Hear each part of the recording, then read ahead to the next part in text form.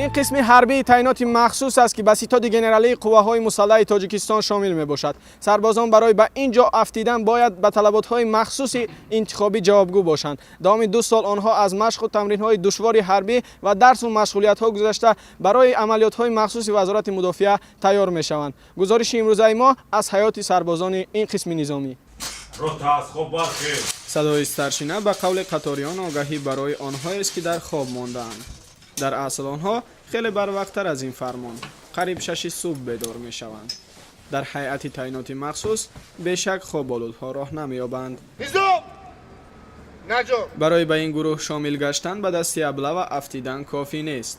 نامزدها باید در قد و تن و هوشمندی از همسالان خود یک سر و گردن بالا باشند. به هر حال اینجا قسم نظامی گروه تعینات مخصوص است. خدمت در ستاد گنرالی نزد وزارت مدافعه مسئولیت می‌خواهد.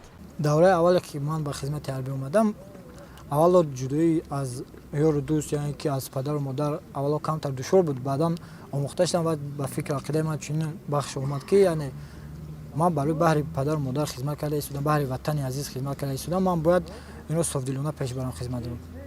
کمتر از 1 دقیقه و الکی همه آراسته صف کشیدند. اول در کازرمه و بعدا در ورزشگاه برای مشق پگاهی روزی.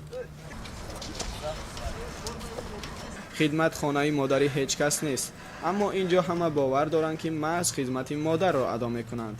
همین است که سربازان با عزم قوی و روحی شکست ناپذیر برای حفظ خاک و مرز و بوم وطن آمادگی میگیرند. دوام 2 سال در این مکتب جوانکان نازک طبع بی آزار به مردان حقیقی و جنگاوران تشنه به خون دشمن تبدیل می شوند. اگر نه قانونی صفت بر شماره اینجا دستور است.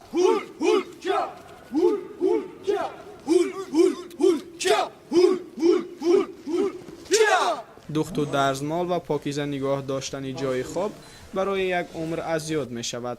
رفتاری بیرون از انتظام از یاد می رود. من خدمت موندگیم، گراجدانسکیم سوی خدمت موندگی و دختان هم دستمال کنم، همشه یاد گرفتگی هم میتونم. خدمت در گروه تعینات مخصوص برای سرباز افتخار است. بسیاری ها بعد فرض 2 ساله برای خدمت دائمی اینجا میمانند. وقتی پدرم می اومد من بسیار حواس میکردم که خیلی لباس و این برتن کده به صف قوای مسلح رفته کسب پدرم رو پیش برم، به وطن صادقانه خدمت کنم. گروه تعینات مخصوص در زمان جنگ حقانی تشکیل شده است.